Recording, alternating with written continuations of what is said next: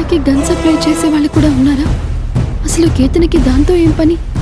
అది కాకుండా ఈ ఇంట్లో ఉంటున్నప్పుడు దాంతో కేతనకి ఏం అవసరం ఉంటుంది? సరే, ఇక నువ్వు వెళ్ళు. అలాగే మేడం. ఆగు, ఒక్క నిమిషం. నువ్వెవ్వరి గంట పెట్టకూడదు, అర్థమైందా? అర్థమైంది మేడం. వెళ్ళిపో.